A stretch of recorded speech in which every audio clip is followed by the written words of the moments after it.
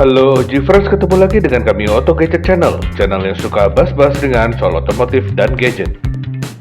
Beberapa waktu yang lalu kita dapat kesempatan untuk mereview Honda Zoomer atau Ruckus original.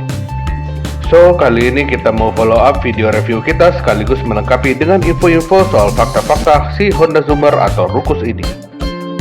Tanpa menunggu lama, yuk kita langsung saja cek berikut ini.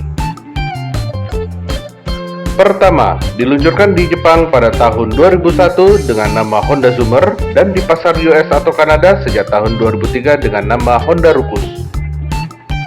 Motor ini merupakan sebuah mini skuter yang didesain dan diperuntukkan bagi kaum muda urban atau bisa dibilang para urban warrior, sehingga desain dan kepraktisannya menjadi fokus utama bagi Honda Zoomer ini. Pasaran Zoomer atau Ruckus di Amerika Serikat meledak pada tahun 2005 dan sejak itu popularitas si Liter Warrior ini terangkat secara global. Kedua, desain yang unik. Banyak memang di pasaran global mini skuter dengan berbagai desain dan bentuk yang menarik. Namun, salah satu yang membuat Honda Zoomer atau Ruckus ini sangat appealing atau atraktif adalah keunikan desain dan bentuknya. Honda yang berpengalaman dalam segmen motor kecil atau skuter mini seakan terus bereksperimen dan secara kreatif meluncurkan motor-motor atau skuter-skuter mininya. Diawali dengan era akhir 1960-an dengan nama Honda Monkey yang tidak disangka-sangka laris manis.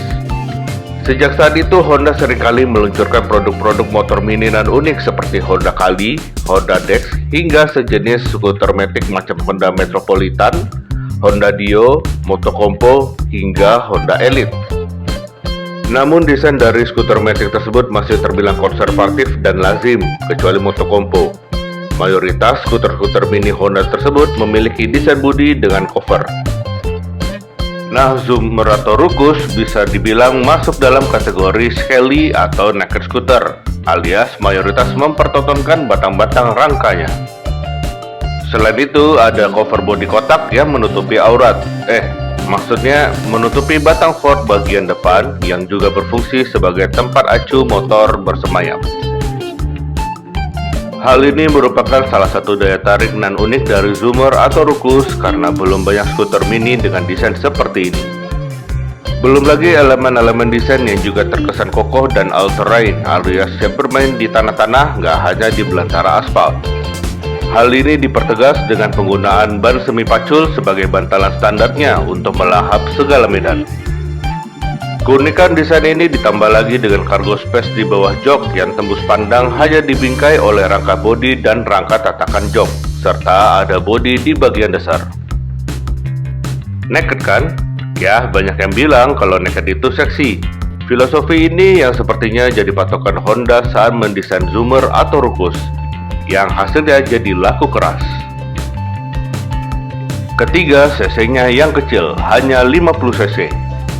Karena memang awalnya didesain untuk kaum muda urban perkotaan, Honda agak pelit membekali Zoomer atau Ruckus dengan sebuah mesin yang kecil. Ya, uang anak muda di perkotaan juga memperhitungkan gak hanya style, kepraktisan, tetapi juga irit, Oji Friends. Macam-macam kita inilah, maunya irit, tetapi stylish dan praktis.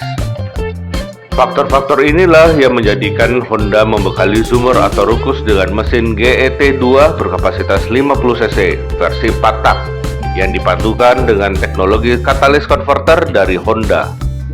Teknologi ini menjadikan Zoomer atau Ruckus ini lebih irit, cukup senyap, nggak berisik, dan sangat lincah di belantara kemacetan perkotaan.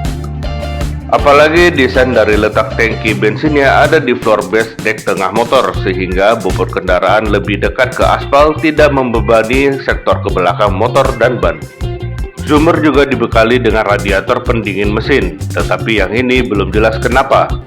Banyak yang bilang karena ini salah satu upaya Honda untuk mengkategorikan Zoomer buat kelas premium. Tapi ya siapa yang peduli, yang penting gaya, lincah, dan mantap di jalan. Sayangnya beberapa orang yang mementingkan urusan tenaga dan kecepatan berpendapat bahwa faktor cc kecil ini justru downside-nya Zoomer. Apalagi secara tampilan dan tampangnya sangat maskulin dan garang. Tetapi sekali lagi ia bukanlah skuter yang dibuat untuk kebut-kebutan.